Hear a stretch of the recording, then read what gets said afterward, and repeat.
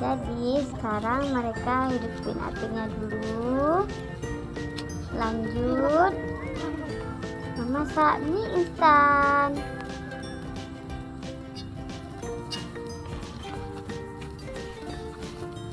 Cepat-cepat bocil, ini mau kemalaman.